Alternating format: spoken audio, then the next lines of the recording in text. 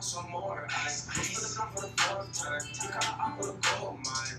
With this old line. Badass kids in old nine. I got me a sharp line. Some people want to get cold sign. You better not gonna chop me talk so cap. Hey, BigBossFabo, man. FortWorthFabian. I'm in the building, man. Didn't want to get copyrighted. Gotta hush, hush. Hopefully, I ain't gonna get, copyrighted with that, man. RP Houdini, man. With that being said, we are back with a live stream reaction. Yes, yes. As you can see, we're doing a live stream reaction, man. I kind of jumped the gun. I know I'm kind of early. I said 7:30 p.m., but hey, I was excited, y'all. I couldn't wait, man. I wanted to, get on live, chop it up with the family, man. It's not 7 p.m. I did a poll today. I did a poll to say, hey, man, what's the best time to get on live? And people said, I put various ranges. Like, I think leading up towards the weekend is the best time to do a live stream, so I specified Thursday and Friday. I know I have, like, international subscribers, so I try to put a time like midday, like noon. But that didn't get voted out a lot. A lot of the votes came from 5 p.m. later on tonight, So with that, shout out to everybody rocking with the channel. Peace, love to everybody rocking with the channel. I told you guys I was going to do these like a majority of every night. If I can do these every night, I'm going to do them every night. But probably not on the weekends. Probably just on the weekdays. You know what I mean? The weekdays. So shout out to Victor, man. Victor super chatted $5 to start it off the live stream tonight. Victor Bradshaw, man. And who else do we have? Carrie Birdsley. Is it Carrie or is it Kari? I don't know if I'm pronouncing it correctly. But yeah, man, as y'all can see, we're doing top 5 reactions, man. Top 5 is cool. And it's funny because a lot of these narrators are like English or they're Aussie. Is that correct? Aussie. That means you're from Australia. I knew what that meant. Hey, so if you join the live stream, man, be sure to hit the like button. Hit the thumbs up. Let me know if the audio is good. Can y'all hear me? Is it decent? I'm going to chill in the live stream for a little bit. See if other people kind of funnel in on, to watch. Carrie. What's up? Now, I do appreciate you recommending a lot of the content. You had sent me a lot of stuff that I took time to look into. Who are the people that I was checking out earlier? Sir Spooks. I looked up some of his content. Seemed like he's like a Nukes kind of guy. But yeah, so these are this is a list I've curated of YouTubers, content creators whose narrations and stories I'll start reacting to as we go on and continue to do these like night live streams. Slapped Ham I did last night. Explore With Us I did earlier this week. Of course, y'all know Mr. Nightmare. I'm going to start doing live stream reactions to his content. He actually dropped today. I might do a Mr. Nightmare live stream right after this. Sir Spooks, as I mentioned. We got Nukes Top 5. This channel is called Top 5s. That I'm going to be reacting to today. They got some cool content as well. And then we also have Most Amazing Top 10. So those are just a few creators whose content I will be tuning into for these live streams. People didn't believe me when I said I was going to be doing these, man. I'm just playing. I don't think nobody didn't believe me, but I'm going to stay consistent doing these live streams just so y'all know.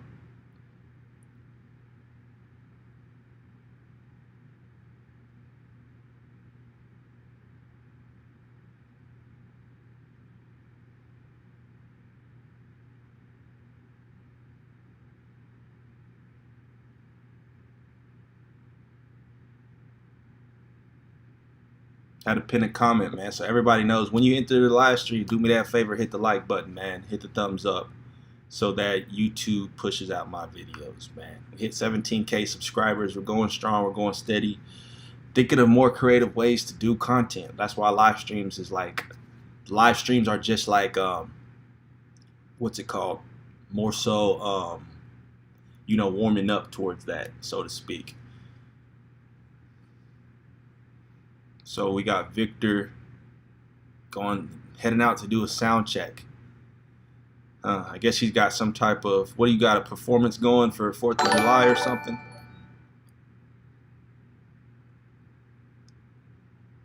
Very interesting individual there, Victor Bradshaw. When y'all join live streams, man, chop it up with Victor in the chat. Great conversation. You know what I mean? Who else do we got? We got 4 people in the live stream, man. Hit the like button. We're reacting to top 5s tonight. The reaction should take about an hour. You know what I mean? The other night I did a 2-hour reaction, and that was pretty long. It's pretty lengthy. It's pretty long. I'll say that. I don't know. I don't know if I could sit here and just chill and wait for another 2 hours.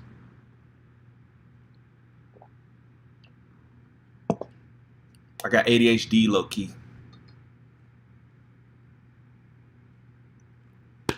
But yeah, man, I'll probably give it a couple more minutes and I'm gonna get started on this reaction. Yesterday we had like 15. Nah, we didn't have no 15. We had like 13 people in the live stream. That was the most I've seen in a while. You know, it was fun. It was cool. I think if I consistently do live streams like this, more and more people will know to join. Obviously, I'm gonna for surely make every Friday evening a live stream. So I'll say this: expect to see live streams every evening during the week. Maybe not on the weekends, but for sure expect a live stream Friday nights.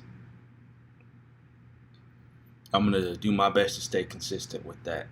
We got 4 people in the live stream, man. Let's get to 5 likes.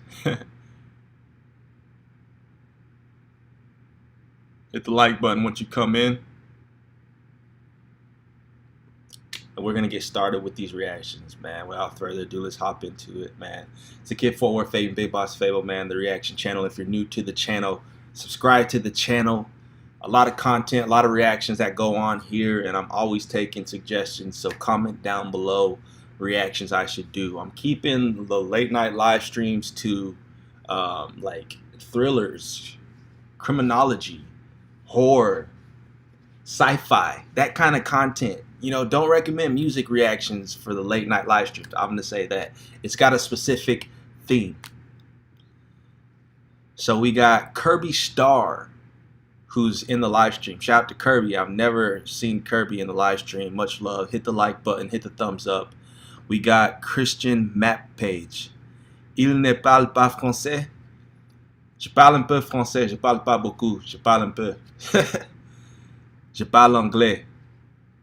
Top 5 and top 15 channel can sometimes have interesting features. Yeah, for sure.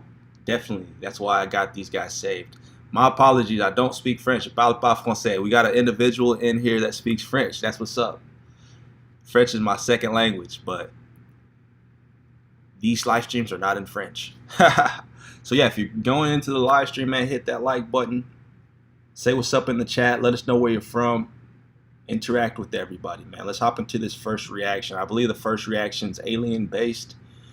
But yeah, this is top 5's channel, right? We got top 5. Various categories. Creepy Marathon Month. I should look into some of this content here. This is pretty cool, I ain't gonna lie to you. But yes, this is one of the first videos that we are reacting to. We're doing popular uploads, obviously. I always look at popular uploads. So, you know, if you didn't know, you can go to the most popular uploads on someone's channel. These are current uploads, right? But I always like to look at the most popular to see some of the videos that gain them traction. Interesting kind of content here. Of course, this is not for the weak stomach. If you don't like this type of stuff, you can click off right now, man. I'm just advising you. Some of this stuff may be weird. So go subscribe to Top 5's channel if you're into this kind of content. You know, let me disconnect from my Bluetooth before we get started, man. 5 strongest signs of aliens and alien life, man. Area 51. Look, they put up a disclaimer automatically. That's how you know something's sketchy with Area 51, y'all. Interesting kind of. These guys are just odd. You know what I'm saying? Like, what's really going down at Area 51? You guys tell me, because I'm not sure I know. Well, despite our ever-increasing technology and knowledge, we do not have a definitive answer to that question. Now, there are 2 very strong and popular signs of believed alien life, and that is the WOW signal and the Black Knight, but I have already mentioned those in previous videos, so here are 5 of what people say prove or strongly suggest that we humans are not alone. The link between ancient Egypt and extraterrestrials has long been discussed, and we are all familiar with the speculation about alien intervention when it comes to the Egyptian pyramid design and construction. But whether you believe in that theory or not, there is one thing that people swear shows strong signs aliens did visit Earth during those times: the Egyptian hieroglyphics, which are literary characters in a symbolic alphabetic form of writing. And one of the most interesting discovered hieroglyphics that many say has links with extraterrestrials is the 2,000 to 3,000 year old so-called Abydos helicopter.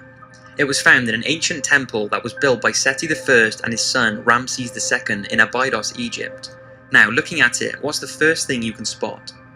Well, there's no denying that this looks like a helicopter, this looks like some sort of boat or yacht, this looks like a ship of some sort, and that looks like what many say is a futuristic ship or glider. So this was found on a stone slab that was supporting the ceiling. It was studied and concluded that it was nothing more than an accidental illusion caused by overlapping hieroglyphics, where plaster had been set onto the stone to replace the writing underneath, and that was it. It was sort of left and not talked about again. But there are a few researchers who say there Ahead of their time. You know, ahead of their time. is much more to this. They concluded that if the Egyptians wanted to overlap any existing writing, they would simply replace the limestone. It's believed the hieroglyphics would have been engraved on the ground and then elevated up into position, so if a change needed to be done, researchers say they could have just replaced the block and wouldn't have to replaster it. Then there are those who do not believe it has anything to do with ancient technology. They say if there were vehicles like the ones believed to be shown, then surely there would be a lot more evidence of them and not just on one single inscription. So what do you think of these mysterious hieroglyphics? Is it proof aliens came down during the ancient Egyptian years, or is it nothing more than a coincidence? I don't think a lot of these things are ever just coincidences. People like to just, what they call it, push them under the rug, brush it under the rug, or whatever that saying is, I feel like there's a lot of purpose in a lot of things, even though we don't understand them, man. The intricacies of the world, it's not fully up to us to understand every mystery that exists, bro, but a lot of it is actually purposeful. Like, how do you explain a lot of this stuff? Like, come on. Astronauts. It's always fascinating when an astronaut argues the existence of aliens, because if anyone has more of a chance of seeing an extraterrestrial, it's going to be astronauts who venture into space. Now, the rumor is that if an astronaut witnesses a UFO or an extraterrestrial being, they cannot report this to the press. But that hasn't stopped them, because over the years, many astronauts have told of encounters with aliens. In June 1965, when astronauts Ed White and James McDivitt were passing over Hawaii in a Gemini spacecraft, they say they witnessed a strange-looking metallic object with long arms sticking from it. McDivitt took pictures, but he said that it did not capture what he could see properly due to the glare and the grubby window. The rumor is that he also took a video, but this has never been released. McDivitt has said that some UFO promoters did exaggerate the story, but debunkers did also underestimate it. Another sighting by astronauts happened in December of the same year. Gemini astronauts James Lovell and Frank Borman saw an unidentified spacecraft some distance from their capsule. The Gemini Control Center told him that he was seeing the final stage of their own booster rocket, but Frank confirmed that he could see the booster rocket and the unidentified object was something completely different, but what exactly it was is a mystery. Now, whether you believe Buzz Aldrin and Neil Armstrong's moon landing was a hoax or not, they both apparently reported that aliens have a base on the moon and were told to get off and stay off. According to unconfirmed reports, both Neil and Buzz saw UFOs shortly after landing on the moon on the 21st of July 1969. According to former NASA employee Otto Binder, unnamed radio hams with their own VHF receiving facilities that bypassed NASA's broadcasting outlets picked up the following exchanges. What was it? What the hell was it? That's all I want to know. What's there? These babies are huge, sir, enormous. Oh my god, you wouldn't believe it. I'm telling you, there are other spacecraft out there, lined up on the far side of the crater edge. They're on the moon watching us. According to former naval officer and Russian UFO researcher, Neil Armstrong relayed the message to Mission Control that 2 large mysterious objects were watching them after having landed, but the message was censored and never heard by the watching public. NASA's cover-ups. The fact that NASA conceal information from the public has led many to believe that they are aware of the existence of alien life. And one of the most talked about cases of a NASA cover-up comes from Dr. Edgar Mitchell. He was part of the Apollo 14 space mission in 1971, and during his 2 lunar missions, he spent 33 hours on the moon. Dr. Mitchell said that he was aware of several UFO visits during his career, but each one had been covered up. He said that workers at the space agency had described aliens as little people who look strange to us. Dr. Mitchell stated that their technology is far more sophisticated than ours, and if they were hostile, we would be gone by now. He is also told that the believed Roswell alien crash of 1947 was real, and the reason it was covered up was because the US did not want the Soviet to know of the craft's technology, and they did not know if the apparent alien being was hostile or not. Apparently, officials from NASA have commented on Dr. Mitchell's statements by saying, NASA does not track UFOs and is not involved in any sort of cover-up about alien life on this planet or anywhere in the universe. Dr. Mitchell is a great American. Have you ever dreamed of becoming a millionaire? Oh, hold on a second. Ads. Do not share his opinions on this issue. But Edgar continues to claim that aliens and alien craft are real and is positive that we are being watched right now. Another thing people more recently have pointed out is the International Space Station's HD live feed is often cut when objects are seen in space. In 2014, NASA allegedly cut the live feed coming from the Earth. You know what? Like, a lot of the spacey stuff, I'm not a huge fan on. Like, a lot of Interstellar, dope movie, right? But, like, I don't know. I feel like a lot of stuff that goes on with NASA is obviously true to a T. I don't think it's like a lot of obliviousness. There's a lot of cover-up. Maybe I'm specifically referring to like Area 51 kind of stuff. Like, I do believe there's things that have probably touched down extraterrestrial stuff that, you know, people have seen evidence proof that obviously the public is not privy on. Like, we don't know about it, but come on, bro. Like, there's lots of different galaxies, so to speak. Science has, you know, revealed a lot, but what do y'all think? Like, come on, bro. Viewing cameras mounted on the space station just when a mysterious UFO appeared to hover over the Earth. UFO watchers claim that the drop-off in the live feeds as soon as a UFO comes into view is an obvious and deliberate attempt to hide what they believe are regular sightings of alien spacecraft. Look at this picture, bro. I don't know. Sometimes they be doing like some corny stuff with the alien stuff too, like Signs. Did y'all like that movie? I didn't. Observing Earth. Some say this is the moon or a lens flare, and others believe it's an alien craft. Also, UFO watcher Toby Lund apparently spotted a UFO on the live stream outside the space station before the stream was interrupted for around 15 seconds. Needless to say, it's certainly strange that NASA cut the video when things like this happen. Maybe it's just a coincidence due to them experiencing technical difficulties, or maybe they know something that we don't. The size of our universe. Now, even those who do not believe in the UFO or alien photos and videos going around, there are many that say, due to the sheer magnitude of the universe, it's impossible for there not to be another life form. To understand That's what I'm saying. Like, the universe is big as is. Like, come on, bro. You gonna tell me there's no life forms? You know, I don't know if it's...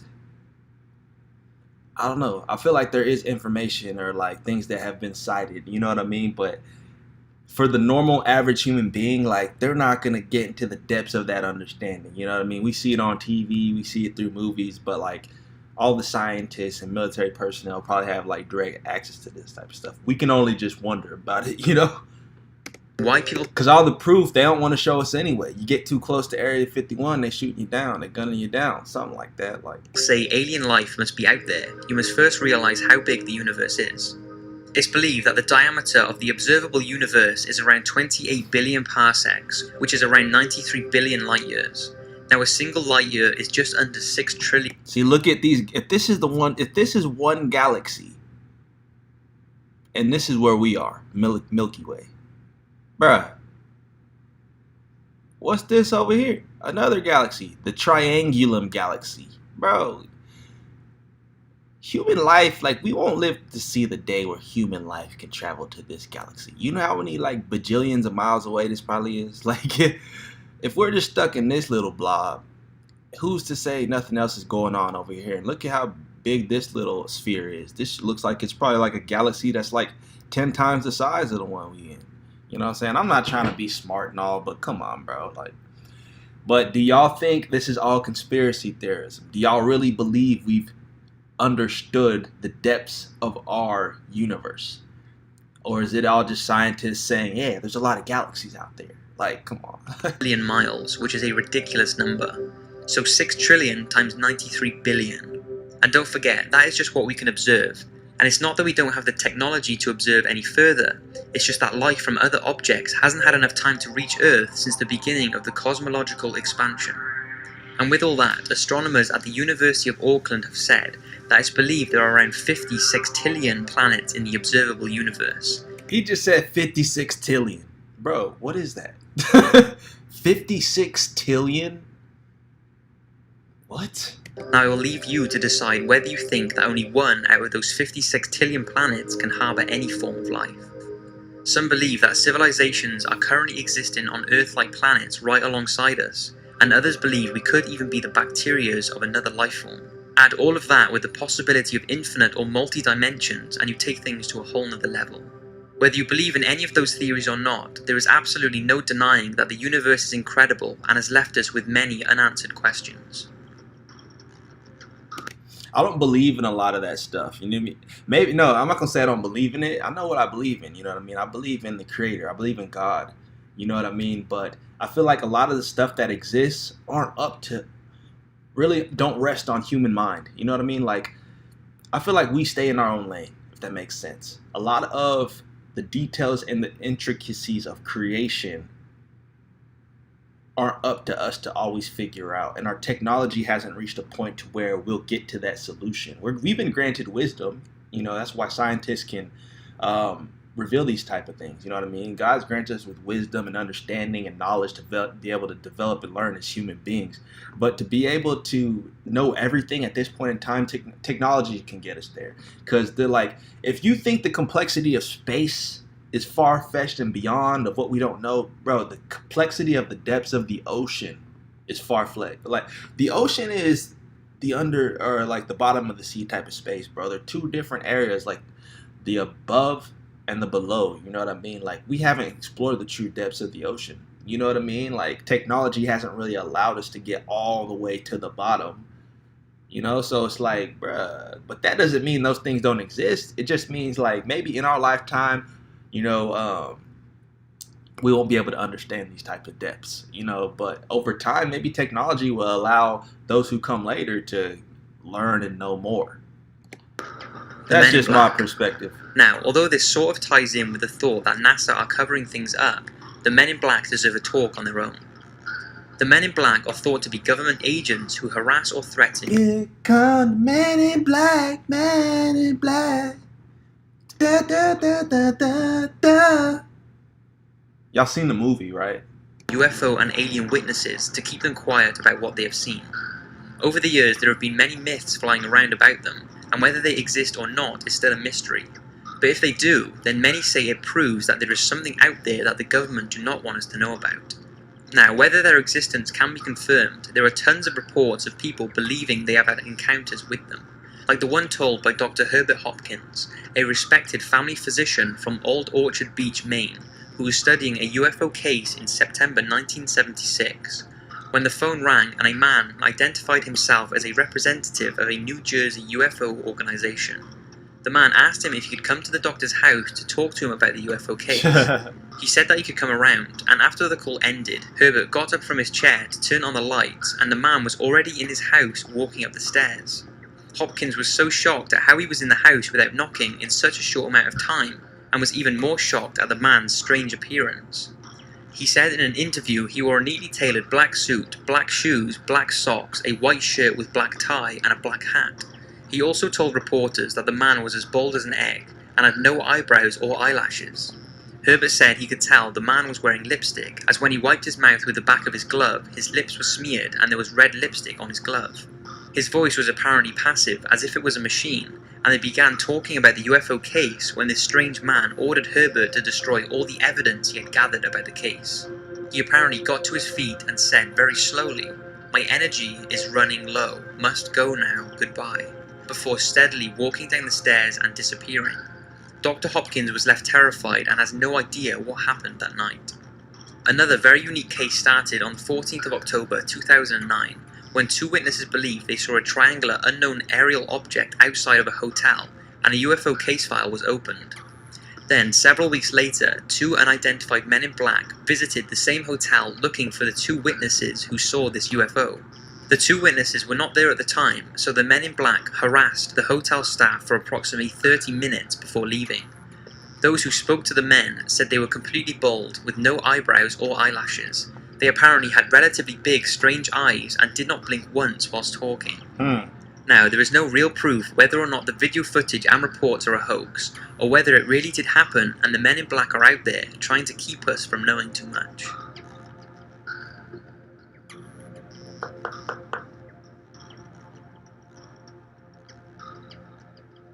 Duh.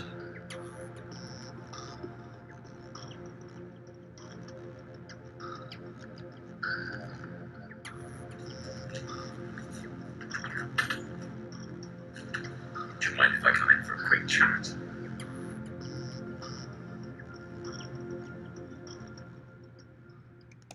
Top 5 is interesting. He shot a little short at the end, essentially kind of showcasing or allowing you to visualize the story at the end there, man. What do y'all think about that? 5 eerie, strange broadcast interruptions in history. This is the next video I was thinking about checking out. If you're in the live stream and you haven't hit the like button, do me that favor, hit the like button. I only plan on being live for about an hour. I don't even know how long I've been live currently. But yeah, man, we're doing top 5 reactions. You can expect me to do live streams like this consistently. We've been live for 26 minutes.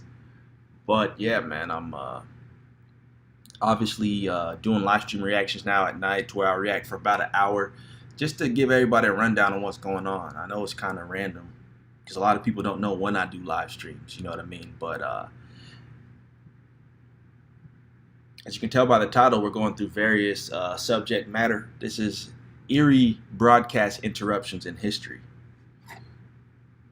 What you saying, man? What you saying? You got 6 people in the live stream.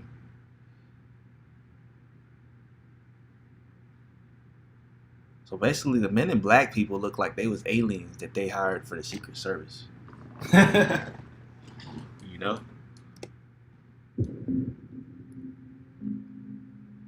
Since the invention of mainstream radio and television, billions of watchers and listeners have tuned in for their dose of entertainment and education. But just imagine watching your favorite TV show or listening to the radio, only for it to be interrupted by a strange broadcast or mysterious message. It would definitely leave you confused and uneasy. Well, there have been many cases over the years where people have managed to hack into a station or show and interrupt it. And although it may seem like a harmless offence, it requires some sophisticated equipment and planning, and also carries a heavy punishment.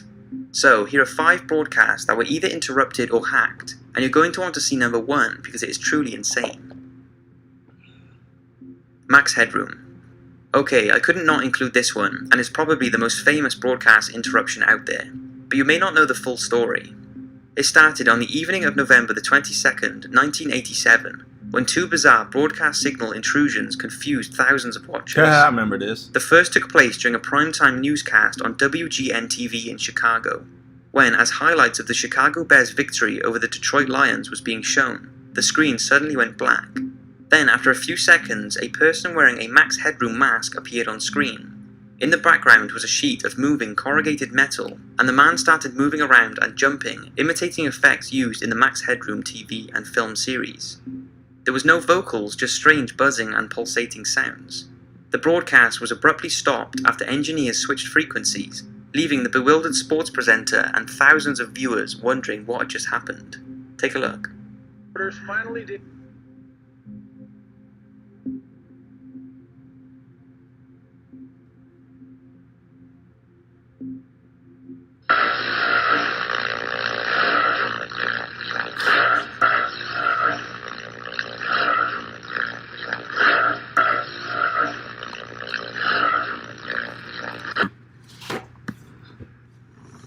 If you're wondering what's happened, so am I. That was the first interruption. Then, almost bang on 2 hours later, an episode of Doctor Who that was being played on WTTW was first interrupted by static, and then none other than Max Headroom. This time though, he was more audible, mentioning WGN sportscaster Chuck Swirsky, moaning, laughing at a series of random unrelated phrases, and holding a Pepsi can while saying, "Catch the wave," a reference to Coca-Cola's advertising campaign at the time. After continued random phrases and actions, the transmission blacked out and the Doctor Who episode resumed. Take a look. Forgotten with the old ones of your tribe. That is the only way to learn. I'll get you a hot drink, miss. Some dry clothing. Because he's a freaking nerd. Chips worse than freaking oh, Jesus.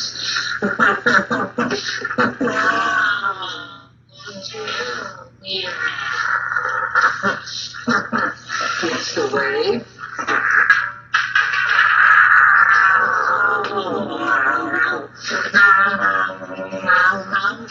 Your love is fading.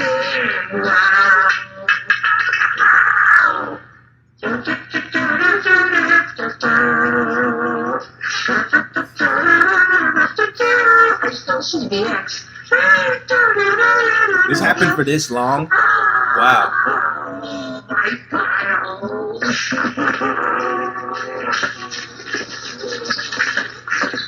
Oh, I just made a giant masterpiece for all the greatest world newspaper nerds.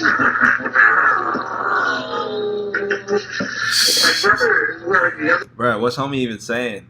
How could they hack whatever the network for this long? That doesn't even make sense. But it's nerdy. What you gonna put my time? Oh, they're coming to get me.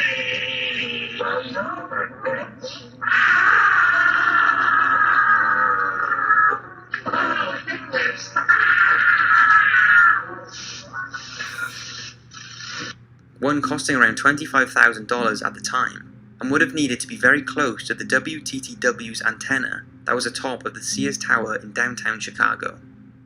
Some people find the Max Headroom interruption scary, and some find it funny.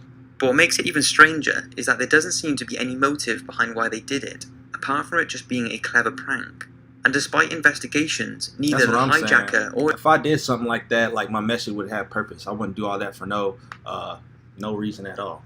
his accomplices have ever been identified, and the whole incident still remains unsolved. The 1977 alien interruption. On the 26th of November 1977, at around 5:10 in the evening, the Hannington transmitter used by the Southern Television in the UK was hijacked for 6 minutes during an early evening news bulletin being read by Andrew Gardner. Thousands of viewers witnessed the incident and were left confused and pretty terrified by the sinister incident, with some believing it had actually come from an alien civilization. The audio hijack was a voice which spoke over the newscaster and was disguised and accompanied by a deep buzzing sound. The speaker claimed to be a representative of an intergalactic association. The message appeared to be a warning to viewers, with statements like, "All your weapons of evil must be removed and you have a short time to live in peace together." Although there is a transcript of what was said, there is unfortunately no recording, but what you're about to see is a mock-up of what actually happened that is often confused with the real thing. Ah! This is the voice of Allah, representative of the extragalactic, speaking to you. For many years you have seen us as lights in the skies. We speak to you now, kissing with them as we have done to your brothers and sisters all over this, your planet Earth. We come to know the destiny of your race and your world, so that you may communicate to your fellow beings the course you must take to avoid the disaster which threatens your world. Bro, matter of fact, I seen a movie that was kind of like this, right? Like this family, and I was basically like a couple. So I think it was the woman was visiting her in-laws, and basically during that time, they're all sat at the table having dinner or something. The TV just like, it statics out or whatever, and a message appears on the screen talking about like, hey, you guys are going to be put in quarantine, talking about like, oh, the town's on lockdown or something like that. But it was like basically they were notifying them of some type of virus or disease that had, you know, been spread throughout that area or whatever, and they try to get them out of nowhere. There's like vaccinations or these shots that are delivered like to their door, and they force them to take them. But I think it ends up all being some type of hoax, like somebody hacked into their system, and like, you know, they all start going crazy just because of the isolation. And like, you know, this is what this story kind of remind me of, because there's like specific instructions that they would receive on the TV like every hour or something like that. And then the dad started flipping out, thinking like, oh, we gotta listen to what they're saying. And he would start pretty much like enforcing everything and like forcing people to do specific things. Like, and the beings of our worlds around you. All your weapons of evil necessary. The time of the conflict is now past, and the race of which you are a part may proceed to the higher stages of its evolution, if you show yourselves worthy to do this. You have but a short time to learn to live together. Come on, bro. As you can imagine, you would be left pretty unnerved if you were watching the news and that came on. It was quickly investigated by UK investigators, who were unable to determine the source of the signal or identify the hijacker. No one has ever come forward over the years to claim responsibility, but since 5 major transmitters were hijacked simultaneously that evening, whoever was behind it would have required a considerable amount of transmitting power and a very coordinated plan. Zombie apocalypse. In February 2013, Montana television viewers had an episode of the daytime TV program The Steve Wilkos Show suddenly interrupted with an emergency alert. Steve Wilkos used to work for Jerry Springer. System voiceover. But instead of warning viewers of a nuclear attack or natural disaster like it's set up for, it broadcasted the following statement.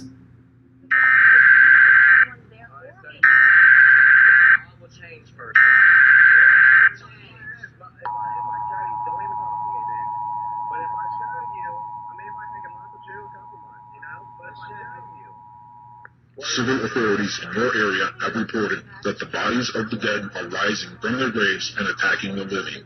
Follow the messages on screen that will be updated as information becomes available. Do not attempt to approach or apprehend these bodies, as they are considered extremely dangerous. The alert was quickly pulled off air, and KRTV issued an immediate apology, reassuring viewers that dead bodies were not rising from their graves in Montana, and the local police also had to reassure the public that zombies were not taking over. But just imagine if the system was hacked with a more realistic threat, it could cause widespread panic and chaos. It was reported that later on the same night in Michigan, the same type of message about a zombie invasion was made over the emergency system of another station, along with a similar incident in New Mexico.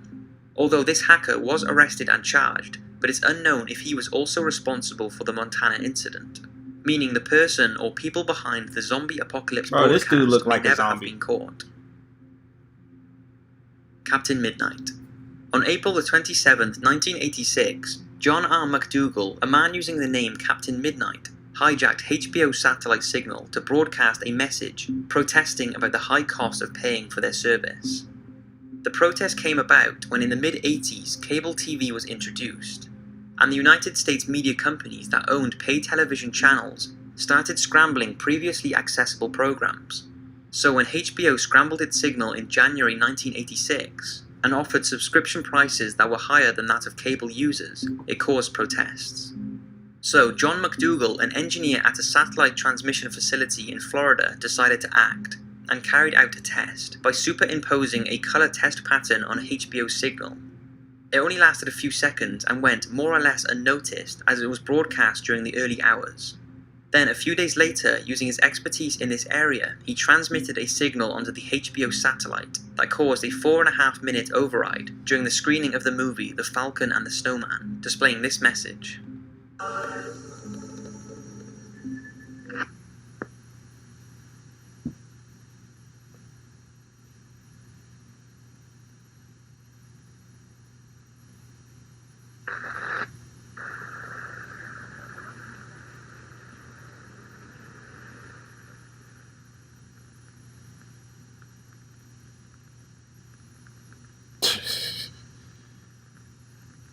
These messages are kind of weak, man. Panic with Hughes Communications, and they threatened to shut down HBO's satellite signal, fearing it had been hacked by a domestic terrorist. And as for McDougal, he was caught and charged, and after a plea bargain, Oh, was so they fined actually caught this guy. $5,000 and placed on probation for a year. Area 51 call. I said I was saving the best for last, and I wasn't lying, because this one is truly insane. Coast to Coast AM is a very popular North American radio talk show that has been going since 1984. Well, on September the 11th, 1997, the show's creator and host of the time, Art Bell, received a call from a man claiming to have worked at Area 51. He spoke in a frenzied voice and seemed quite terrified as he spoke of extra-dimensional beings and government plots that would have horrific effects on our world. Now, although this wasn't exactly a hacking like the others, it was incredibly unexpected and caused a strange, unexplained disruption to the transmission. As the caller got more and more upset, the show temporarily went off air. This was caused by a mysterious satellite failure in the transmitter that was carrying the show, leading many to believe the government shut it down to stop him from spilling too much information. Take a listen. Line, you're on the air. Hello. Hello, Art. Yes. Hi. I don't have a whole lot of time. Well, look, let's begin by finding out whether you're using this line properly or not. Area 51. Yeah, that's right. Were you an employee or are you now? A former employee. Former employee. I was let go on a medical discharge about a week ago, and I've kind of been running across the country. See, these Area 51, scenarios, I'm telling y'all, man, Area 51 ain't no joke, man. How y'all gonna tell me that, like, if you walk up to the area, there's basically, like, units or, like, cavalry that'll run you off the property, run you off the area. I want to know what's going on there. If you got Area 51 stories, let me know. Man, I don't know where to start. They're gonna they'll triangulate on this position really soon. They got We aliens. can't spend a lot of time on the phone, so give us something quick. Okay, okay, what we're thinking of as aliens are they're extra-dimensional beings that an earlier precursor of the space program made contact with. Discharge. Buddy sound distraught.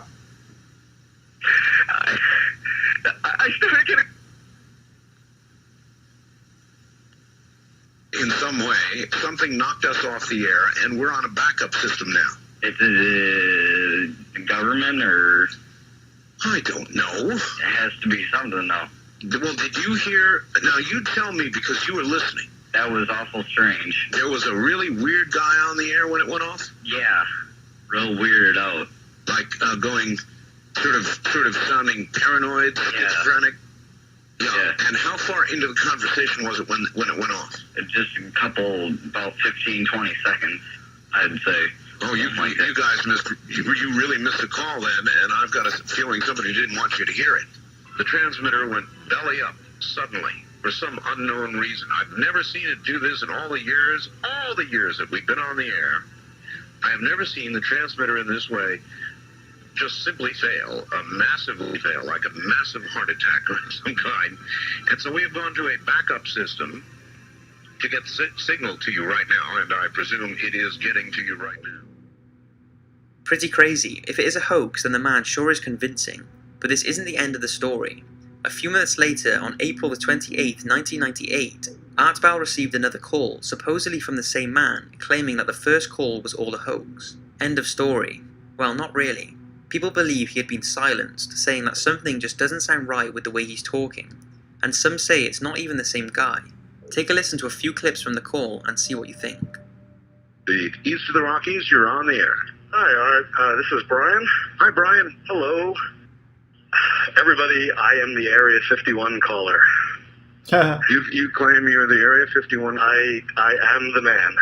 How do you account for the fact, Area 51 caller, Okay. that part of the way through your spiel, the satellite went down? I have no idea, and it scared the heebie-jeebies out of me that night. If you're really what you say you are, you created the reality of the rest of the situation and took down my satellite. That scares the heebie-jeebies out of me because The it means heebie-jeebies? that what I was saying was somehow correct, and it was fabrication kind of creating a reality. This yeah, dude even if talking that was about, the bro, case, like- I humbly apologize to you because I love your show, and the last thing I would ever want this guy to do is Knock me off the air. I don't want you to ask me to do this. If we start doing that guy... He don't even you, sound the Fred. same. Buddy capping. It wasn't you, bro. It wasn't you. Don't lie to us. Surrounding the authenticity of both the calls. Some reports suggest the caller is comic book writer Brian J. L. Glass, although this has never been confirmed. So was the whole thing a hoax, or was it really an ex-worker Yes. from the mysterious Area 51 who was forced to phone back in and say the first call was a fake? The thing I find strangest is the fact the radio did genuinely cut off his first call, and it's still a mystery as to what caused that and why it happened. So that's 5 very strange broadcast interruptions, That boy was most capping. of which I ain't gonna lie. That video was kind of slow, man. I was nodding off a little bit. Dang. Top 5, bro.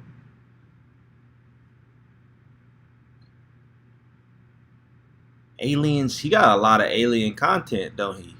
Aliens and UFOs. I'm trying to check out 5 terrifying ghost sightings that'll make you keep your lights on tonight. So if it's past your bedtime, man, I would click off of this video right now.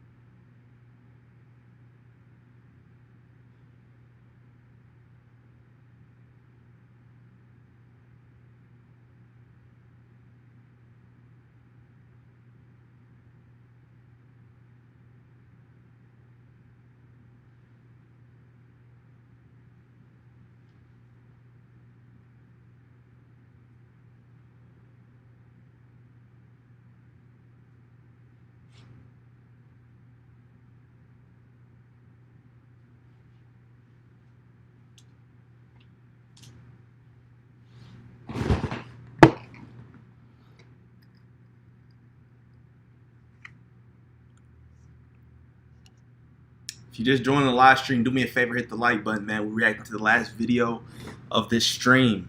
We are reacting to terrifying ghost sightings that'll make you keep your lights on at night. I believe we have 4 people in the live stream, man. Hit the like button if you haven't already.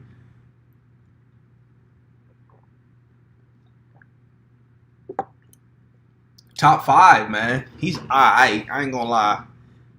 I kind of dozed off. I'm playing, man. Let me know if y'all liking this reaction or this type of content, because honestly, there's probably better narrators. But I mean, his content's dope. Let's get into this video, though. Keep recommending stuff if you have other recommendations as well. we haven't done a ghost sightings video for a while, simply because there isn't a ton of material out there, and we're trying to save the best for October. But we thought we'd show just a few of the most recent claims of paranormal activity and unexplained images, so you can make up your own minds about what they show. Now, before we get started, if you're like us here at Top 5s, you've probably got a knack for late night research and investigating the far reaches of the internet. That's what we had to do to find these mysteries. Now, whether it's deep dives into the paranormal, or binging the newest horror series on your favorite streaming service, you've dedicated a good amount of time to the World Wide Web. But what if we told you that there was a safer way to do so, including an opportunity to fulfill your curiosity from any location in the world without breaking a sweat? With Surfshark VPN, These incredible possibilities are delivered at lightning speeds in simple terms, fulfilling all your internet sleuthing needs.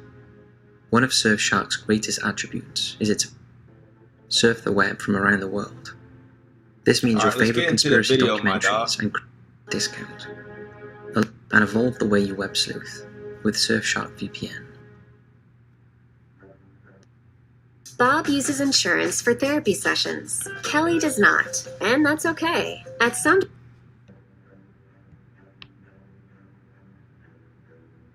The creepy photo bomb. A group of friends from Coventry were having a few drinks and a catch-up in a flat in Coventry in the United Kingdom. As the night went on, the 6 friends took a group photo of themselves enjoying the evening. However, when they looked back at the photograph, they were shocked to see there was someone else in the photograph who none of them knew and who wasn't present that night. Take a look. The friends were completely freaked out by the intruder and now believed the flat must be haunted. Hell no. After sharing the photo with neighbours, they found out that a man who used to live in the flat died in the bath there. We have to agree, there is a clear image of another person in the photograph. It's hard to say whether it's a gaunt-looking man with long hair or a woman, but it's definitely a person. What is that? Although it is possible it's just a glitch in the camera. However, if you saw that creepy-looking face looking over your shoulder that you didn't know was there, it would creep you out. Look like he turning up though. Oh, that's her hand. Look like he's saying, "What up? Hey, we getting lit. Hey." It's the ghost of the little homie that used to party at the crib before these folk moved in. We got Mr. 79 man in the building. What's up, man? I did a live stream yesterday, man, and you missed out. You missed out, bro. In the camera. However, if you saw that creepy-looking face looking over your shoulder that you didn't know was there, it would creep you out for sure. The photo was shared on Facebook by Rebecca, one of the girls in the photo, and has received hundreds of comments, mostly agreeing they cannot explain the image. What do you think of it?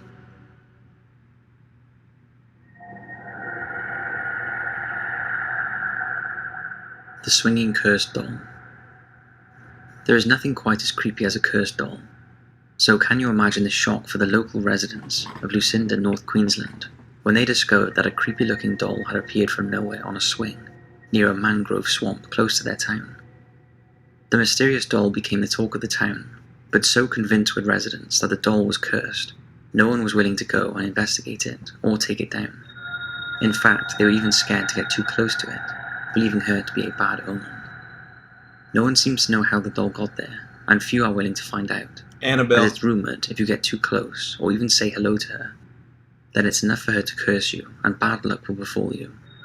It seems that anything bad that happens now in the town, the doll gets the blame. And what makes the case more unnerving and disturbing is the fact that the local MP is well aware of the fear surrounding the doll, but has chosen to do nothing to remove her.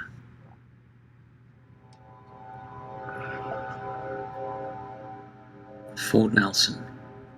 This next photo is a follow-up from a location we featured in a subscriber's video a few weeks ago, in which we showed an apparition in the tunnels at Fort Nelson. After watching that video, one of our subscribers sent us an interesting photo. In case you haven't watched the first video, here is a little refresher. Keith sent us a photo taken by his partner in 2018 in the underground tunnels at Fort Nelson in Portsmouth, UK.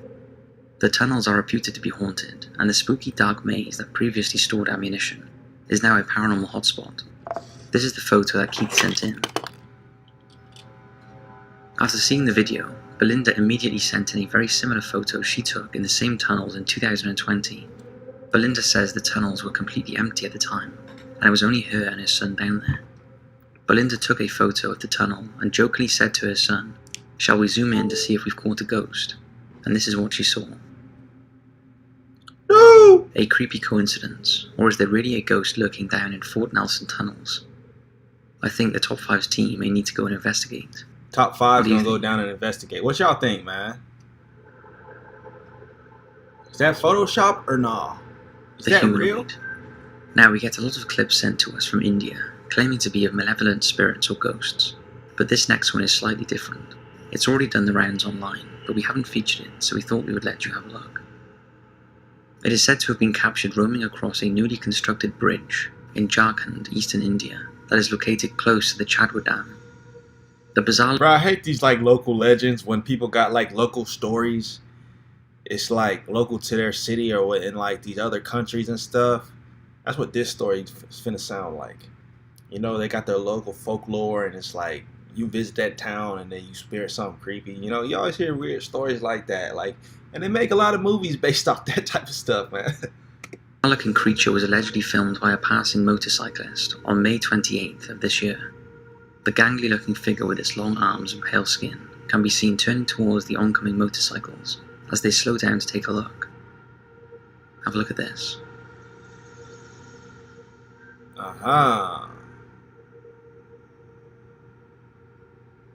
What the? I'm dipping, bro. Now, we are taking this one with a pinch of salt, but who knows, it could be genuine. I'm out. What do you think? I think I'm out.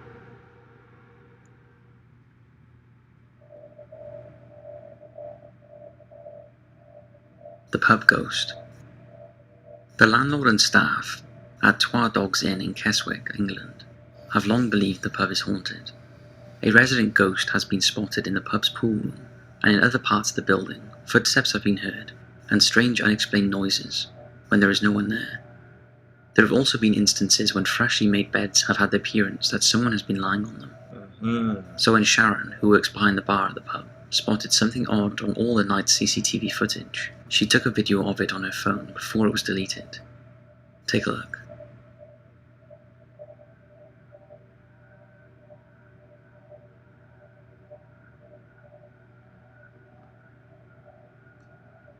Pretty strange. Zoomed in, it does look like the fluorescent green orbs moving around are illuminating what appears to be the outline of a body with moving arms and legs. Don't look like much to me. The eerie footage was captured in the beer garden of the pub, which had recently been adopted to conform with outdoor eating COVID rules, and the landlord believes the renovations may have disturbed something. This resulting COVID in a era. Manifestation. COVID Now, era. we did some research on the history of the pub that was built in 1967 on the site of a former inn that dated back to the 18th century. The pub is known for having the only stuffed specimen of the Cumbrian boggart, a creature that is half fox, half badger, although the creature is likely the product of pranksters.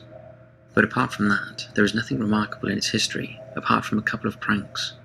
Could this ghost sighting also be one of them, or is this the real deal? What do you think? Now we have a bonus photograph for you. This one was sent in by a viewer. It was taken in the Union Memorial Garden Cemetery in Blairsville, Georgia. The cemetery is in a fairly secluded spot nestled in the hills of Blairsville, and has a reputation for being a bit creepy. The cemetery is for those without burial plots of their own, and for people who in the past may have suffered hardship in their life. The area around Blairsville was once Cherokee Nation territory until their removal by the United States in the 1830s. So historically, there has been a lot of sadness in the region over the years that could possibly contribute to unrest after death. The creepiness is not helped by the screeching of the numerous guinea fowls who inhabit the cemetery. Take a look at this photo and see what you make of it. Photoshop? That's what I might make. Now, we're pretty sure that it's not fake. So could it be a camera glitch, or is this real evidence of the paranormal? So that's 5 creepy paranormal sightings. We hope you enjoyed, and we encourage all of you to have a go at ghost hunting and see what you find. If you capture anything remarkable, don't forget to send it in to my story at top. So that was scary ghost sightings that probably wouldn't keep you up at night, because I don't know about those, man. Real life horror stories to keep you awake. Kind of interested in this one, man. Let me know if y'all have suggestions. Let me know if y'all want to hop into this video, or y'all want to take some time to probably look through Top 5's channel, man. We got 5 people in the live stream. Hopefully people are willing to hit the like button, right? Hit the like button as you join. Building a I don't know why we're still at 2 likes. website is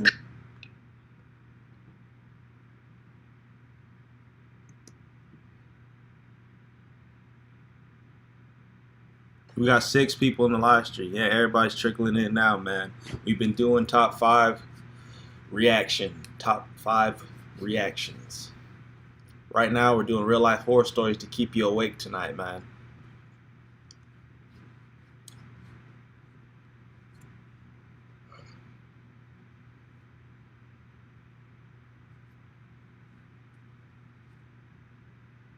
The Birdman hand rub.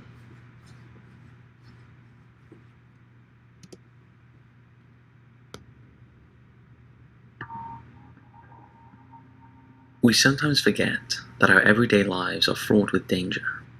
Even simple things like cutting up vegetables could potentially end in tragedy.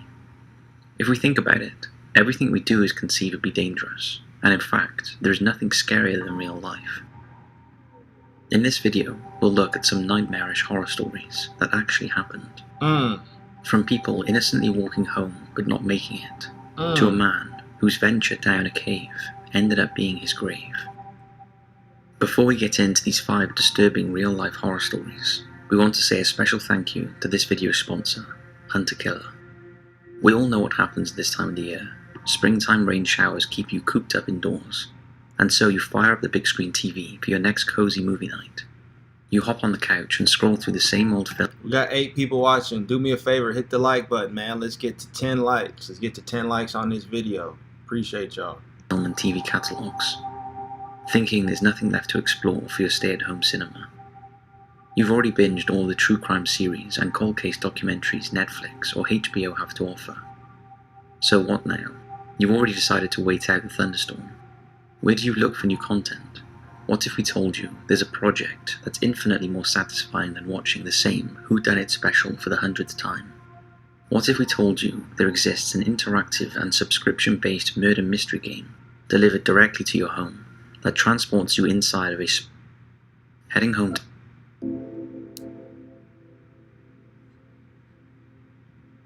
Tom and Eileen Lonergan. In January 1998, husband and wife Tom and Eileen were returning from a Peace Corps mission in Fiji, heading home to Hawaii. Both were experienced divers and decided they couldn't pass up the chance of diving at the Great Barrier Reef. So on January 25th, they boarded the Outer Edge boat that took them and a group of other tourists 40 miles out to sea, where they visited 3 dive sites, the last being a place named Fish City. The pair were experienced divers and were comfortable going off on their own in the water. However, when they resurfaced from their dive, to their horror, their dive boat had departed without them, leaving them all alone, bobbing in the vast ocean.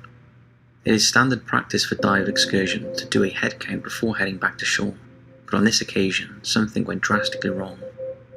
None of the vessel's crew or passengers noticed the 2 had not come back aboard, until 2 days later, when the boat owner looked in a bag that had been left behind that day by a passenger. Immediately, alarm bells started to ring when he discovered Tom's wallet. A rescue team was immediately sent out and extensive searches were made, but sadly the couple were never seen again. Their bodies assumed to be lost at sea. Like other nightmarish experiences. I was about to say, lost at sea, man. That's one of the creepiest things to me. Lost at sea, or being like, I don't know, stranded at sea, bro. The ocean's not nothing to play with. Just getting capsized by a wave. Tom and Eileen's story was turned into a film called Open Water that depicted the couple meeting their end, circled by sharks. But the true story is much scarier, simply because no one really knows what happened to them. Over the years, a lot of information has come out about their lives and the circumstances that led to them being abandoned. Several weeks after they were reported missing, pieces of their diving gear washed up on shore, including inflatable jackets with their names on, air tanks, and a woman's wetsuit. However, none of the items had any signs of blood or holes that would be consistent with a shark attack.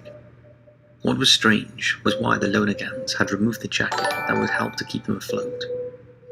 It's theorized they may have taken them off in an attempt to swim to shore, although without the buoyancy of their jackets, they would have likely worn themselves out to the point of exhaustion. One of the most chilling things was discovered 6 months after they disappeared, when a dive slate was discovered by a fisherman. A dive slate is used by divers so they can communicate underwater. They are basically small boards where information and messages can be written. The dive slate found by the fisherman was dated January 26, 1998, with a time of 8 AM and a message that read, "Please help us or we will die." Dang. The distress note appears to indicate the Lonergans were still alive, at least until the next day. Also discovered at the couple's home were diaries that both Tom and Eileen had kept, and some of the entries indicated all was not well in their lives. They wrote about hating their jobs, and eerily, Eileen felt her husband had developed a death wish. Tom's diary appeared to back this up, with an entry that read, "Like a student who has finished an exam, I feel that my life is complete and I am ready to die." These revelations led to suggestions. The couple were either carrying out a suicide pact or were the victims of a murder-suicide at the hands of Tom. Another strange theory emerged while police were investigating the case. The captain of another boat claimed to have visited the same dive spot the next day and may have encountered the couple. According to his story, the head count before the vessel's return trip came out 2 more than the one taken when the boat left port. Apparently the tourists on the boat were all from Italy and spoke in their native tongue. However, the captain remembers hearing a few American voices among the tourists that day. If this account is true, it could indicate the Lonegans planned to spend the night in the ocean, knowing they could join another dive boat the next day, leading to claims the Lonegangs faked their own death. This theory was later reinforced when more than 20 people came forward claiming to have seen the Lonegans after they supposedly disappeared. However, considering they both left their passports behind, never touched their bank accounts after the incident, and their insurance policies were never cashed in, this does seem a bit far-fetched. Some have questioned why the Lonegans didn't swim to one of the well-lit diving platforms a few miles away or flag down a passing ship, although it's been pointed out that although these things would be easily visible from the deck of a boat, they may not have been easily seen from the surface of the water. Tom had also left his glasses on board, making it even more difficult for him to see. In addition, it's highly likely the Lonegans were in a state of panic. They had been left completely alone, and as hours ticked by, they must have realised their boat wasn't returning for them, and there was no active rescue underway. Couple this with the heat from the sun and lack of fresh drinking water, they were likely in a bad way. No one knows what happened to the Lonegans, and it's hard to imagine being in that situation, totally alone surrounded by a shark-infested ocean. It seems unlikely that they were eaten by sharks, as though half of the world's sharks live in the waters around Australia, most of them are completely harmless to humans. All the evidence seems to point to the Lonegans becoming exhausted and drowning. Clearly mistakes were made by the boat owner, and after he was acquitted of manslaughter, a civil case was brought against him and the business closed. Stricter laws on how dive companies operate and how head counts are taken of manslaughter? He had nothing to do with the crime, though. It's horrific to think they likely lived for at least 48 hours alone in the ocean. Sounds like to me that they was trying to escape their life. They was trying to get out. You know what I'm saying? They was trying to dip. Maybe it went left though. Maybe they was stranded at sea. They was trying to start somewhere else, start new. Who knows, man? They could have escaped. I don't know. They don't ever mention finding bodies, but let's move on, man. We got 5 events captured on CCTV.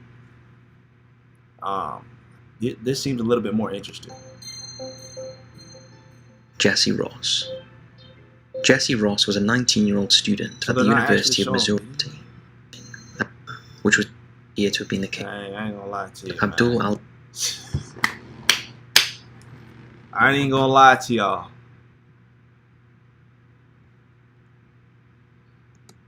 The Saudi prince. Hold up. I'm gonna do a random explore with us reaction. I want to remember what this guy sound like, man, and why I enjoy his narrations a whole lot more than all these other people. Cases with the most insane twists.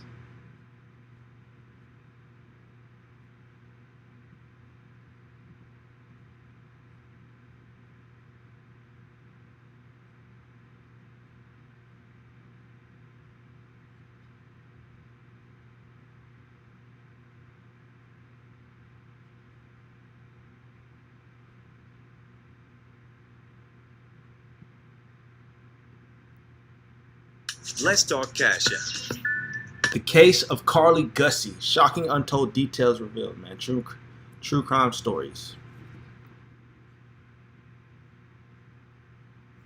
We are covering the case of Carly Gussie.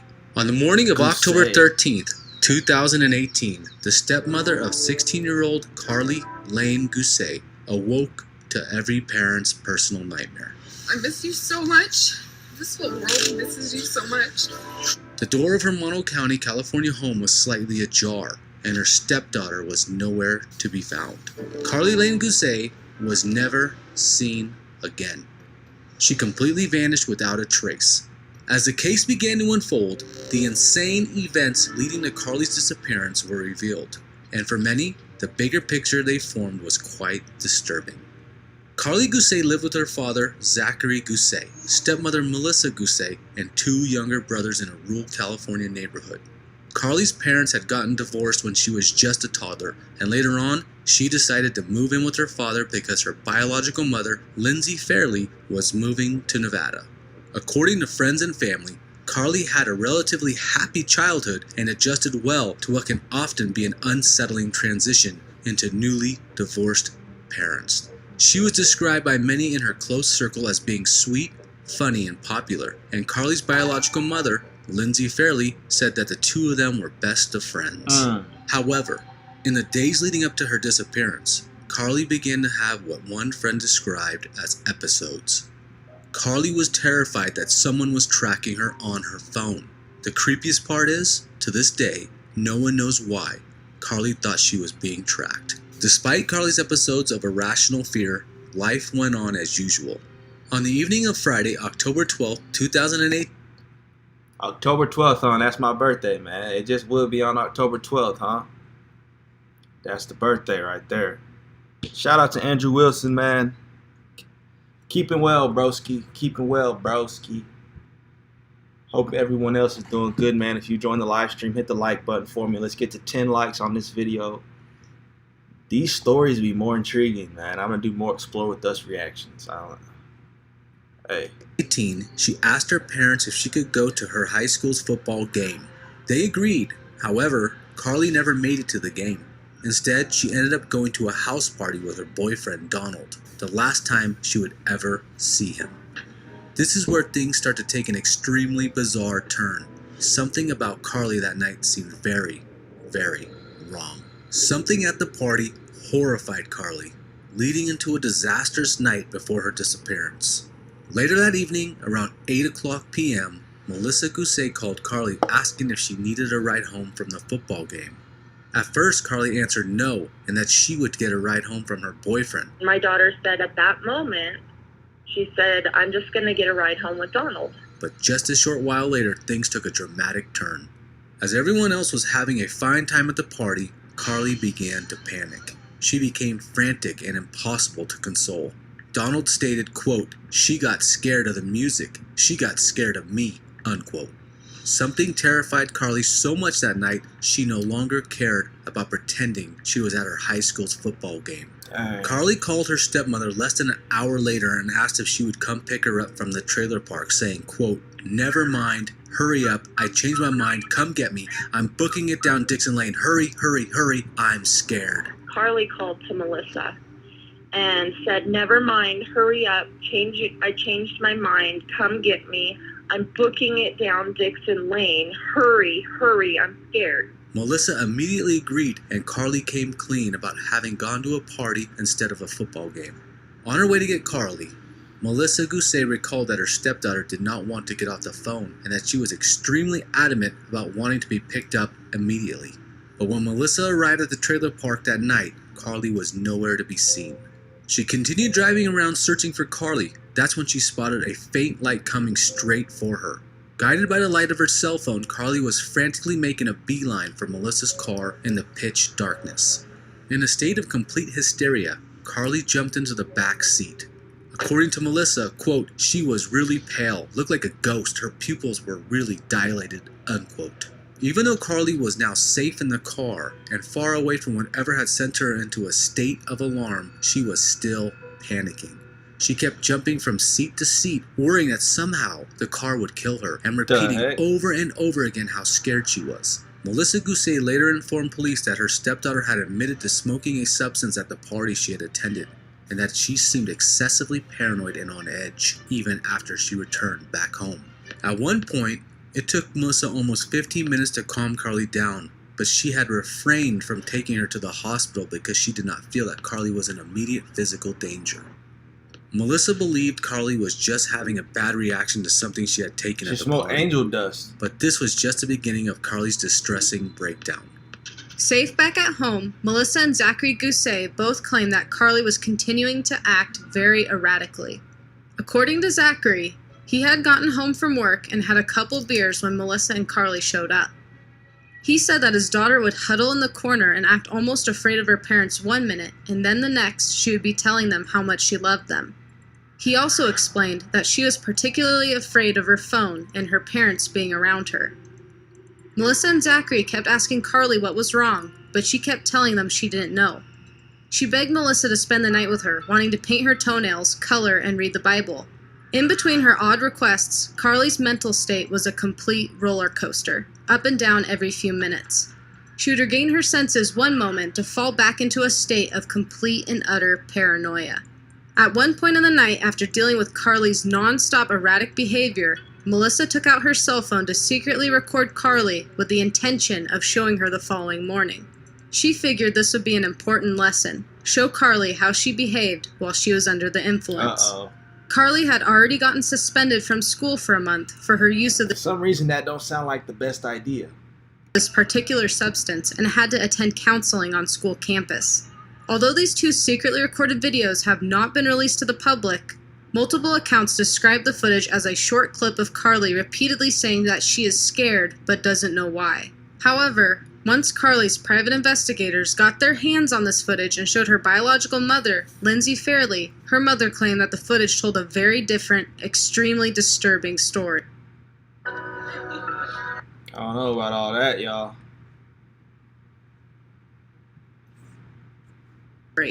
According to Lindsay, Carly was begging Melissa to call 911, but she continued refusing to do so.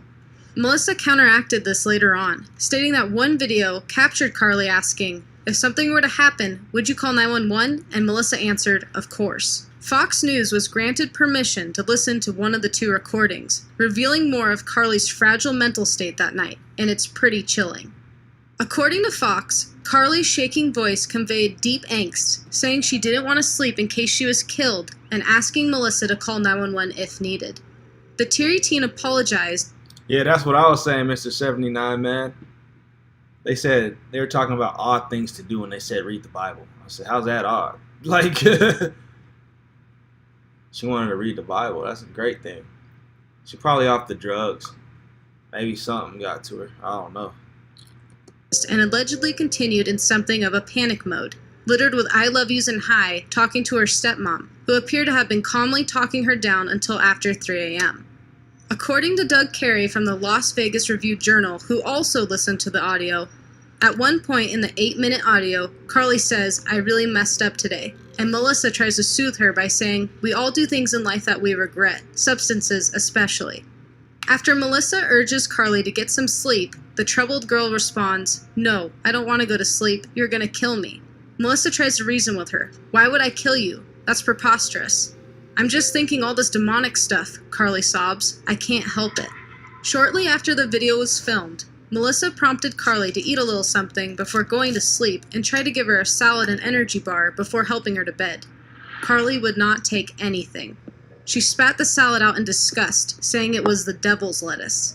According to a Facebook comment allegedly written by Melissa, Carly had also been writing on a piece of paper that night for a few hours. Whatever she wrote remains a complete mystery. What could Carly possibly have been writing for hours? While trying to calm Carly down, Melissa was texting Carly's boyfriend, Donald, who was deeply worried about her. This next text caught the attention of many internet sleuths who found it rather suspicious. In a text to Donald at 1:27 a.m., Melissa asked him to please pray. Carly's behavior only continued to escalate as the night wore on. According to one video from a collection of Facebook live streams Melissa made, Carly was so paranoid that she would not let her stepmother out of her sight and was determined to stay by her side the entire night. And then she was like, "Can we go to bed?" And I was like, "Yeah." And she's like, "Well, can you come sleep with me?" She even asked Melissa if she would sleep with her for security. And I was like, "Yeah, sure, why not? Whatever. I'll lay with you and watch a movie." That's when the unthinkable happened. Now, this is where Melissa's story starts to get a bit fuzzy, raising a lot of suspicion on. This story is just creepy and odd, man. Maybe it's the drugs that got to her, mess with her psyche, and then I don't know, man. Like, People are saying Angel Dust, Shar Newton. Said Mr. Charities, he said talk to the boyfriend. He knows something. Yeah, the boyfriend probably messing with her mind. On the internet. At first, Melissa Gousset reported that she had put Carly to bed and spent the night in her own room. When she then went to check on Carly and her brothers around 5:45 a.m., she found everyone present and nothing was out of the ordinary, until she checked again around 7:45 a.m. and Carly was missing. Carly Lane Gousset is missing still. She's been missing since. Breathe. However, Melissa later changed her story. Is her mom on a social media app, bro? Or is that just like a filter they're using for the purpose of this video? Because why is you hopping on social media? Like, what? Wouldn't you think like the authorities would be some of the first people you call, or like family members or something like that? I don't know. Somebody make it make sense for me. And claimed that she had spent the entire night by Carly's side to make sure she was safe and comfortable. She stated that the last time she saw her stepdaughter, she was in bed beside her at around 5:45 a.m. She briefly woke up before drifting back to sleep, noticing Carly was still awake with her eyes wide open. Then, when Melissa woke again around 7:15 a.m. to 7:30 a.m., Carly was gone. The front door was left ajar. A single fresh footprint believed to be Carly's left a lone track on the driveway. A lot of speculation was thrown around concerning these changes in Melissa Gousset's story, as many concerned citizens found it odd that so many important details had changed from one of the last people to have seen Carly. Was this an overwhelmed stepmother who was unsure of what to say when reporters first began questioning her? Did she carry guilt for not having watched Carly more closely? Soon after discovering her absence, Melissa and Zachary Gousset assumed that Carly had gone for a walk in the neighborhood to clear her head.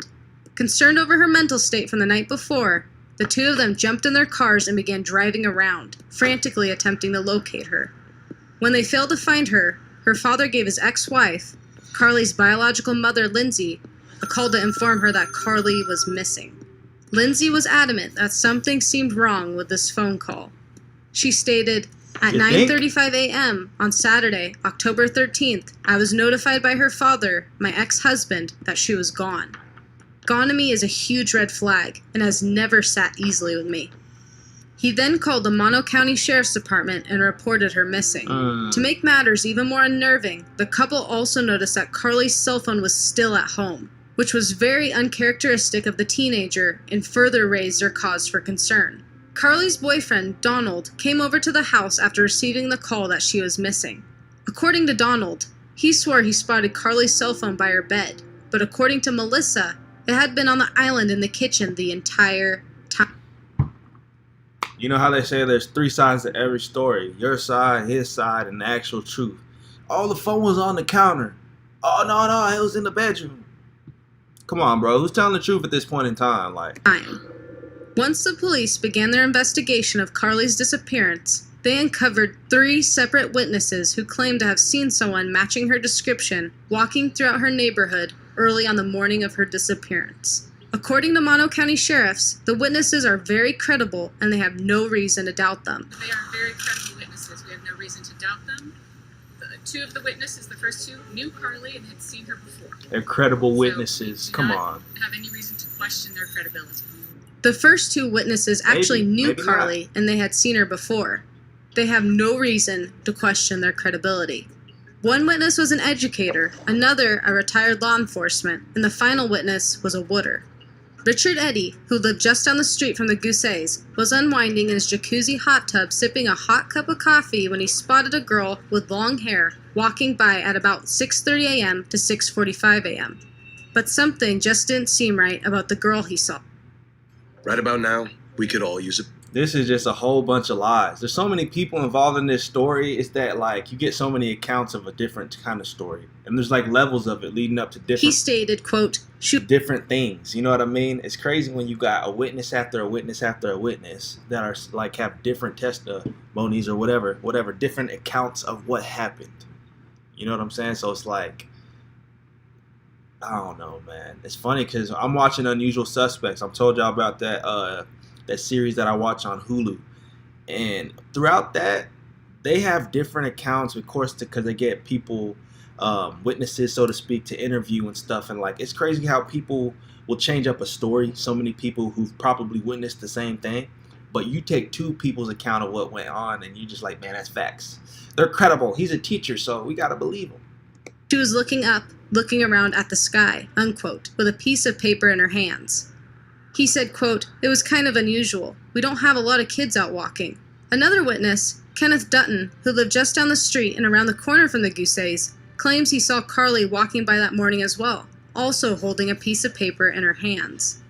It has been speculated by Carly's family that the piece of paper was for the counseling sessions Carly had been attending prior to her disappearance. Okay. Melissa indicated in an interview with Dateline that the third final witness, the Wooder, told her they had seen someone who looked like Carly at the corner of Highway 6, around a mile away from her family home, mysteriously standing on the inside of a barbed wire fence at around 7 a.m. to 7:30 a.m.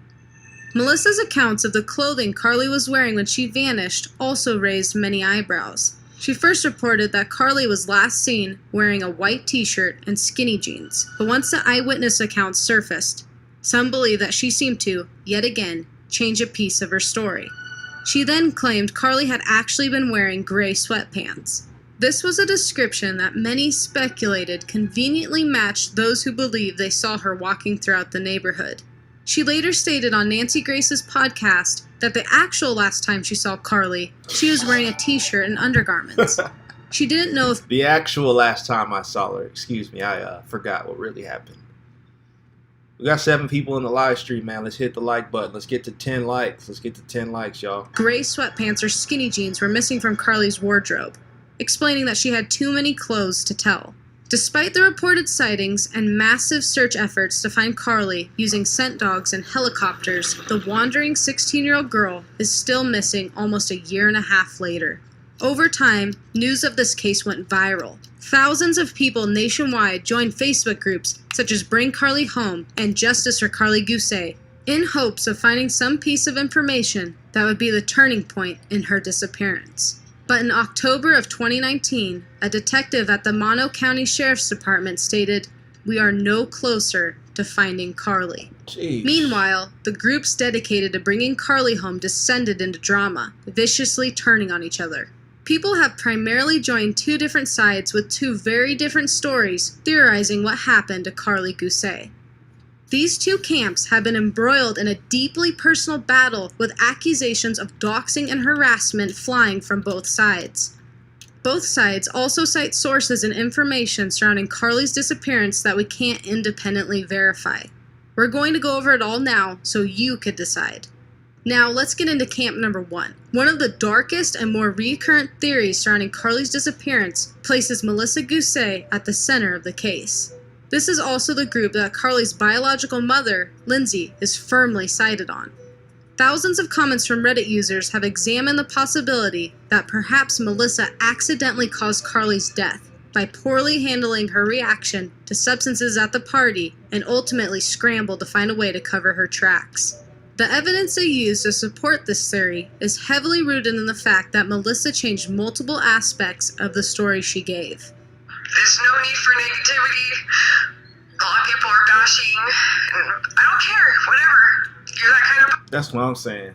They've got to the point where, like, two different, I guess, theories have, come to the surface, but two different groups are siding on the theories. Instead of focusing on finding the individual, they're fighting on which theory is correct on what happened to her. What? Like, bro. Person, you don't know me. You don't know what I'm going through. You don't know what we're going through. Now, this next detail sent red flags up in the minds of many. There were claims Melissa suspiciously had detail work done on her car immediately following her stepdaughter's disappearance, leading into even more theories.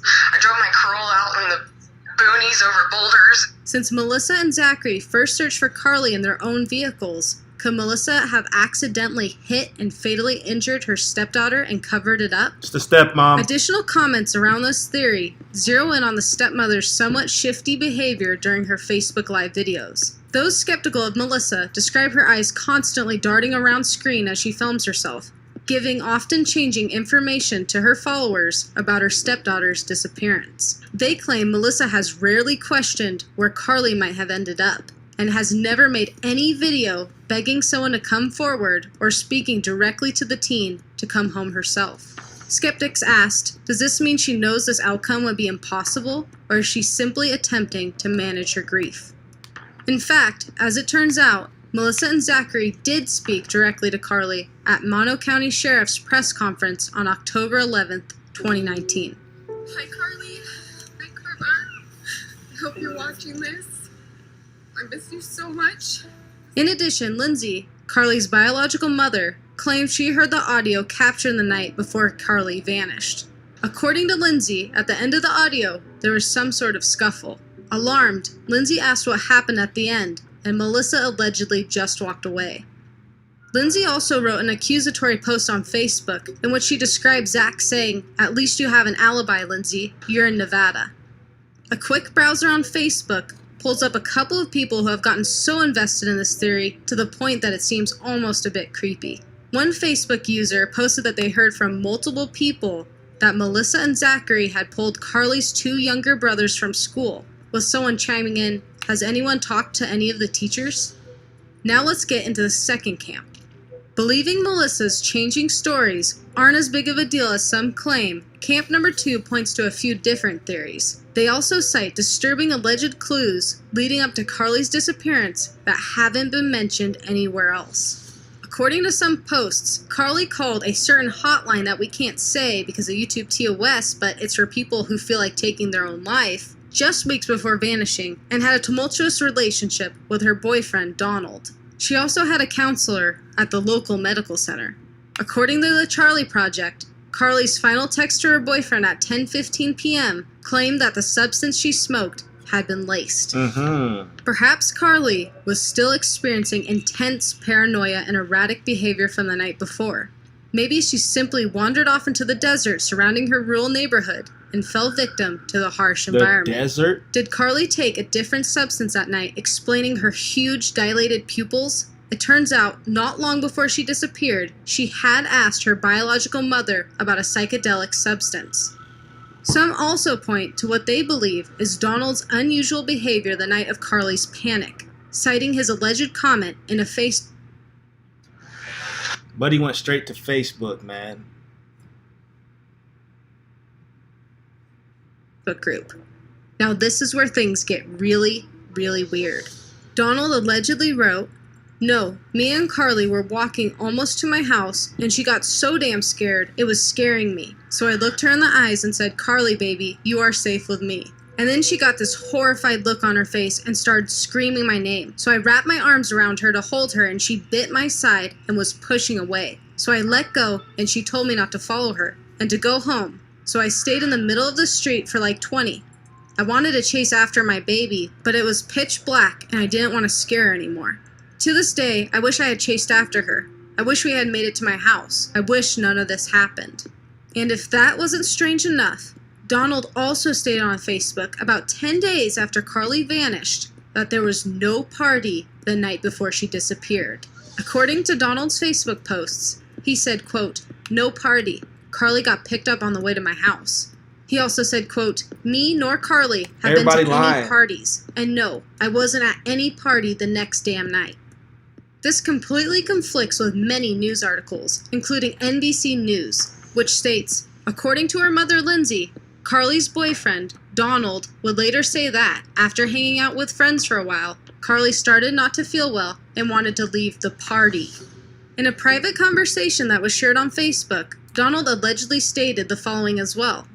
"Me and Carly did smoke. It was at my friend's house. At like 7 p.m., not a party. She got very scared, so we started walking back to..." Bottom line, I think whatever they smoked was laced, man. So that, she was already tripping anyways. Maybe that heightened it. She got super paranoid and she was tripping for several days, and then maybe something crazy happened within that trip, her not really realizing where she was or what she was doing. Accidents can happen that way as well, so I don't know. "To my house. I think it goes back to what they smoked. Carly got scared and ran from me and called Melissa. That was the last time I saw her. She got scared of me and started screaming my name and then pushed me away and told me not to come near her and stay away. And that is when she called Melissa and started running. I tried to hold her and calm her down. Now let's cover some more theories. Another possibility for the whereabouts of Carly Gousset points to the many travelers that frequent the highway she was potentially seen walking near. Commenters on many of the Facebook pages dedicated to Carly's return have shared local knowledge of the fact that truck drivers frequent this highway for early morning routes. They speculate that she could have possibly been picked up by someone who had evil intentions of kidnapping young girls. Police were able to uncover what they believe to be Carly's footprints along the highway, but no viable path could be followed from what was found. If Carly had been suffering a continued bad experience from substance usage from the party the night before, she could have very easily fallen victim to someone passing by while still being in a confused mental state, only standing 5 feet 7 inches and weighing just 115 pounds. Although search parties have scoured the area surrounding her home and the highway to no avail, maybe she slipped and fell in a ravine and was unable to find her way back home. Regardless of how she happened to disappear from her bed a year and a half ago, the nation will continue to wait and watch in hopes of some clue manifesting to lead to Carly Gousset's whereabouts. If you enjoyed this video, be sure to hit the like button and subscribe. Please share your theories in the comments below. What do you think happened to Carly Gousset? A playlist is going to pop up right now with more videos you'll love. Click on it and we'll see you guys next time. Dang. That was a crazy story, bro. To this day, they still haven't figured out what happened to her. That's wild to me. But this is Explore With Us, man. See, that story was just interesting, especially how everything was put together, the narration. How long have we been live, man? For 1 hour and 36 minutes. Would you guys, honestly, I'm thinking about ending this live to start another one. Would y'all care to get into another video on a separate live? Because I'm going to retitle it, obviously, make it more of an Explore With Us reaction. You know, upload multiple videos. Why not? Probably do a different case. You know what I mean? One of these other cases or something like that. Comment below if you be down, or if y'all, you know, it's past y'all's bedtime, y'all gotta go to bed. I'd probably hop off and be back online in about like 10 minutes on live, I mean. But I'm gonna keep scrolling through here and see what sounds cool or what looks cool on these stories. The most chilling story you've never heard of. This is 1 hour long, bro. Michael Madden. I guarantee you this is a weird story. 1 hour? That's crazy. I don't know if I got the patience for that. Solved case with a shocking twist. True crime. Missing persons.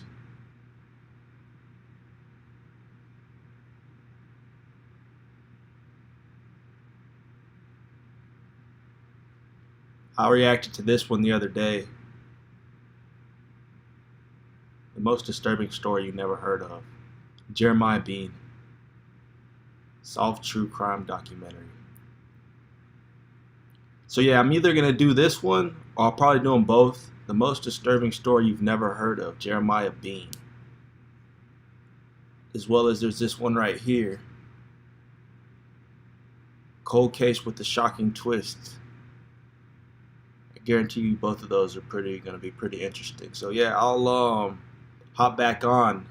I'm going to end this stream to hop back on. Give me 10 minutes. Just stay in tune, stay engaged, man. I'll catch you guys. I appreciate everybody who's in the live stream. If you haven't hit the like button, hit the thumbs up. If you're not subscribed to this channel, subscribe to this channel. Peace.